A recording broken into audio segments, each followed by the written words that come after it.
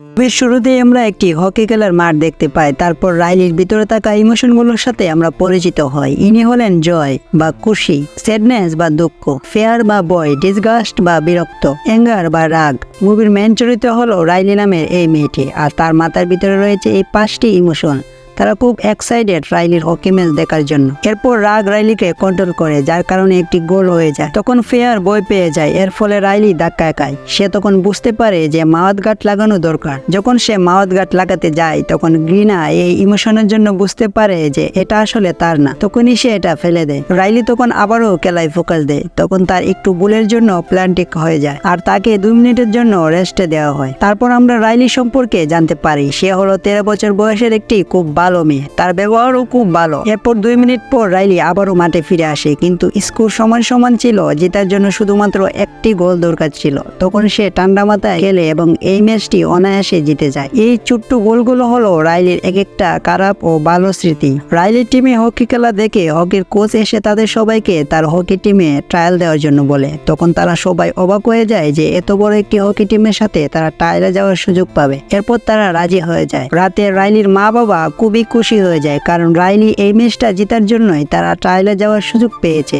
তখন রাইলি তার প্ল্যান্টিক পাওয়ার স্মৃতিগুলো মনে করছিল। তখন ব্রেনের মধ্যে থাকা খুশি ওই খারাপ স্মৃতিটাকে বাইরে ফেলে দেয়, যাতে রাইলির ভবিষ্যতে এই খারাপ স্মৃতিগুলোর প্রভাব না পড়ে। তো রাইলি এরপর ঘুমিয়ে পড়ে এবং সাথে সাথে তার ইমোশনগুলো ঘুমাতে চলে যায়। তখন খুশি এবং দুঃখ তারা দুজন মিলে আজকের এই সুন্দর স্মৃতিটাকে নিয়ে যায় রাইলির বিশ্বাসের দুনিয়ায়, যেখানে গিয়ে তারা অনেক সুন্দর সুন্দর স্মৃতি দেখতে পায়। তো এরপর ওই ইমোশনগুলো তাদের রুমে এসে ঘুমিয়ে পড়ে, কিন্তু তখনই ইমার্জেন্সি অ্যালার্ম বেজে ওঠে এবং তারা সবাই এখানে দেখতে পায় কিছু কন্ট্রাকশনের লোকেরা এসে রাইলির ব্রেনের মধ্যে নতুন প্রোগ্রাম করে সেখান থেকে চলে যায়। তারা যাওয়ার সাথে সাথে রাইলির ঘুম ভেঙে যায়। তখন রাইলির মা এসে হকি টিমে ট্রায়াল দেওয়ার জন্য তাড়াতাড়ি রেডি হতে বলে, কিন্তু রাইলি তার মার সাথে রেগে কথা বলছিল। কিন্তু তার তো কোনো রাগ করার কথাই ছিল না, কারণ তার কোনো ইমোশন কিছু করছিল না বা তাকে কন্ট্রোল করছিল না। এবং আমরা দেখি রাইলি কেমন যেন একটু কিটকিটে হয়ে গেছে। তখন রাইলির 5 জন ইমোশন তারা বুঝতে পারছিল না যে রাইলির আসলে কি হয়েছে। তো রাইলি এরপর তার ফ্রেন্ডের সাথে হকি ট্রায়ালে যাচ্ছিল।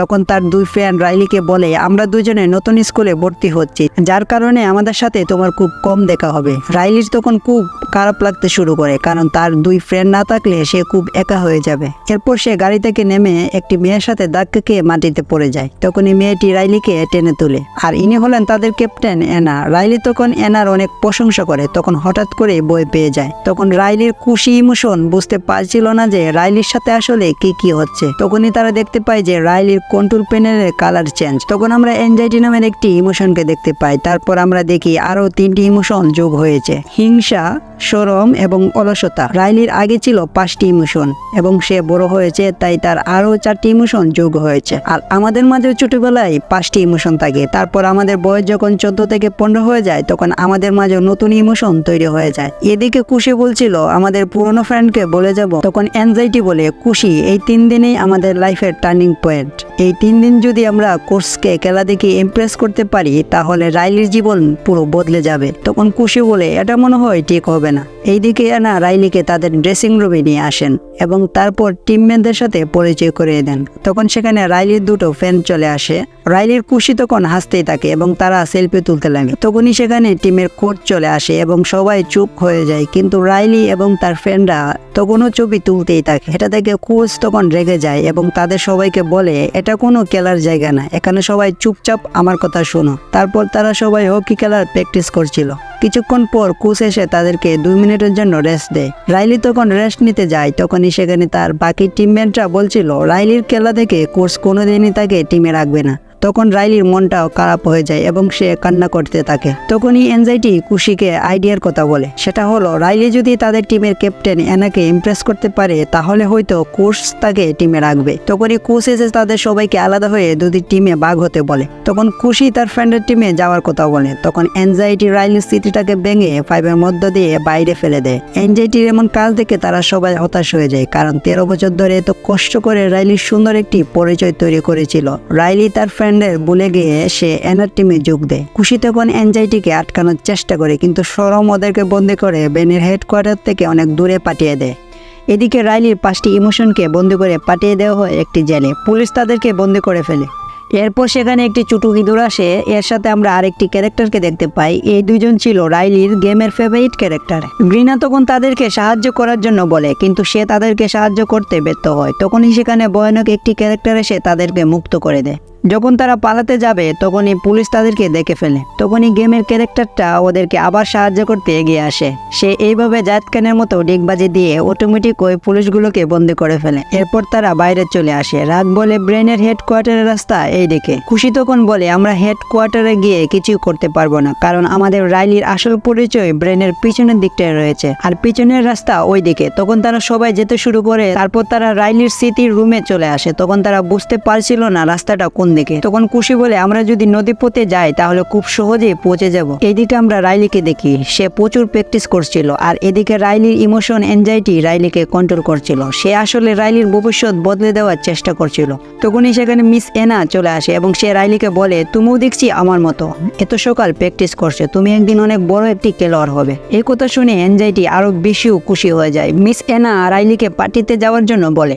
রাইলির এনজাইটি তখন অ্যাকসেপ্ট করে। এদিকে আমরা খুশির টিমকে দেখতে পাই, তারা নদীর সামনে চলে এসেছে। খুশি তখন দুঃখকে বলে তুমি হেডকোয়ার্টারে যাও, সেখানে কি হচ্ছে তা আমাকে এই ফোনটার মাধ্যমে জানাবে। তখন দুঃখ কিছুতেই যেতে রাজি হয় না। খুশি তখন অনেক জোরাজুরি করে এবং তাকে ফাইভের ভিতরে ঢুকিয়ে দেয়। আর এইদিকে মিস এনা রাইলিকে চকলেট খাওয়ার জন্য বলে। তখন রাইলি হিংসা বলে এই চকলেট আমার একদমই পছন্দ না। তখন এনজাইটি বলে যতই জঘন্য লাগুক না কেন এটা তোমার খেতেই হবে। রাইলি খাওয়া শুরু করে এবং অনেক প্রশংসাও করে। এইদিকে খুশির টিমরা তারা সবাই একটি ব্রোকলিতে করে তারা এগিয়ে যেতে থাকে। এইদিকে আমরা রাইলিকে দেখি, সে তার কোচ সহ তার টিমের সবাইকে তার খেলার স্কিল দেখিয়ে অবাক করে ফেলে।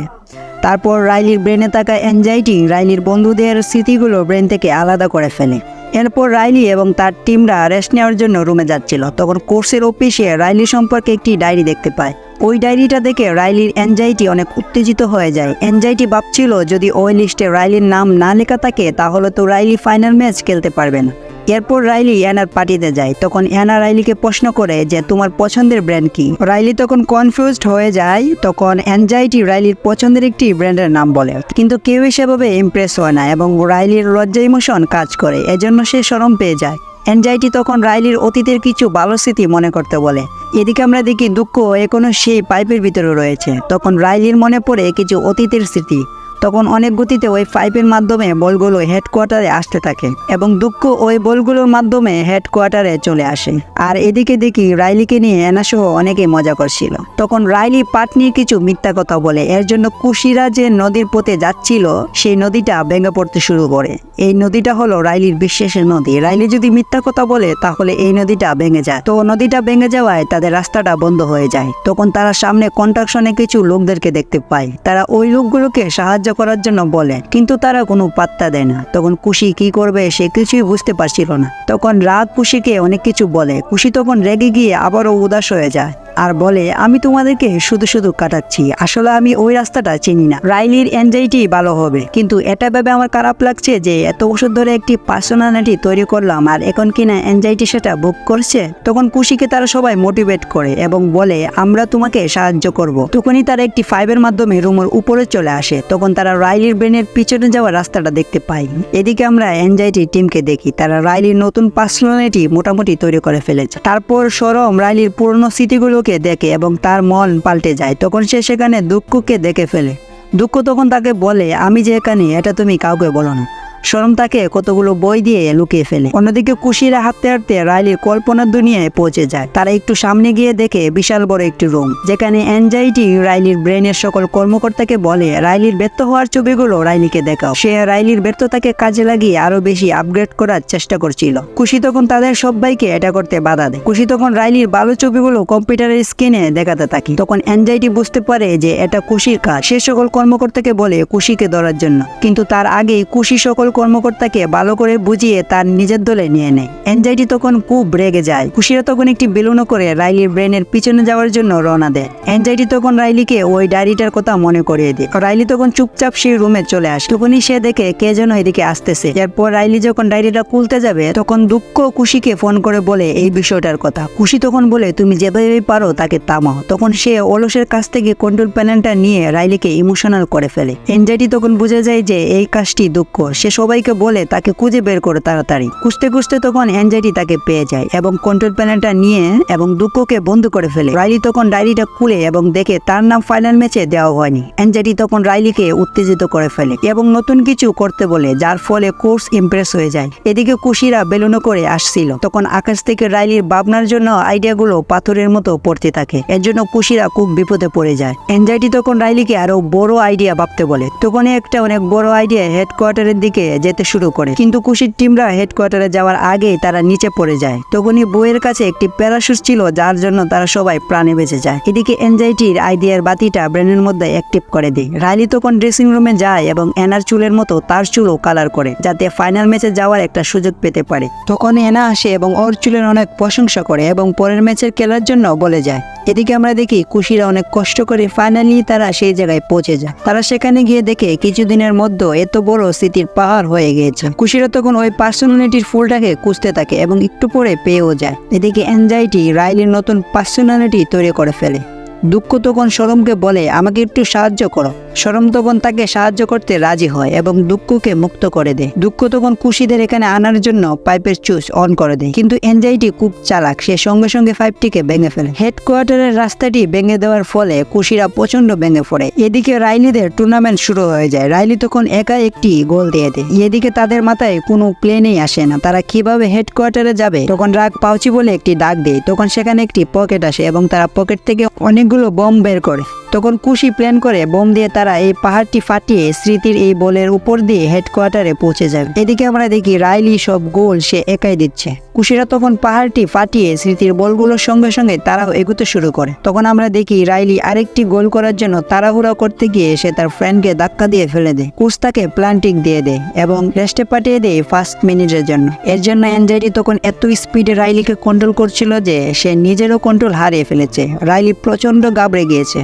এদিকে কুশিরাও চলে এসেছে। কুশিরা দেখতে পায় এনজাইটি কন্ট্রোল প্যানেলে ফেসে গিয়েছে। তখন তারা সবাই মিলে রাইলির এই পার্সোনালিটির ফুলটাকে ভেঙে ফেলার চেষ্টা করছিল, কিন্তু পারে না। কুশি তখন তার সব শক্তি দিয়ে সামনে এগিয়ে যেতে শুরু করে, যাতে এনজাইটিকে বাইরে আনতে পারে। তখন কুশি এনজাইটিকে কোনো রকমে বাইরে আনতে পারে এবং তারা সবাই মিলে এই পার্সোনালিটির ফুলটাকে ভেঙে আগের পার্সোনালিটির ফুলটা লাগিয়ে দেয়। এর ফলে রাইলির এনজাইটি আস্তে আস্তে ঠিক হতে শুরু করে আর সে আবারও আগের স্মৃতি মনে করতে থাকে। এনজাইটি তখন কুশিকে বলে, আমি যতই চেষ্টা করি না কেন কোনোভাবে রাইলির পার্সোনালিটি তৈরি করতে পারবো না, আমাকে ক্ষমা করে দাও। তারপর আমরা দেখি রাইলির পার্সোনালিটি অটোমেটিক বারবার চেঞ্জ হয়ে যাচ্ছে। তখন রাইলিকে কুশি কন্ট্রোল করে এবং রাইলির 2 ফ্রেন্ড এসে বলে, তুমি কি ঠিক আছো? রাইলি তখন বলে, আমাকে ক্ষমা করে দাও, এবং তারা তাকে ক্ষমা করে দেয় এবং একে অপরকে জড়িয়ে ধরে। তারপর আমরা দেখি রাইলি আমাদের আগের শান্ত এবং ভালো রাইলি হয়ে ফিরে এসেছে। তো এই উত্তেজনা ইমোশনের জন্য আমরা অনেক সময় অনেক কিছু করে ফেলি এবং তারপর আমাদেরকে পস্তাতে হয়। আর এই সিনেমাতে ফ্রেন্ডের গুরুত্ব ঠিক কতটুকু সেটা খুব সুন্দরভাবে ফুটিয়ে তোলা হয়েছে। তো আপনারা যদি এরকম একটি বেস্ট ফ্রেন্ড থেকে থাকে তাহলে এই ভিডিওটি তাকে শেয়ার করতে পারেন। দেখা হচ্ছে নতুন কোন ভিডিওতে। সবাই ভালো থাকবেন। আল্লাহ হাফেজ।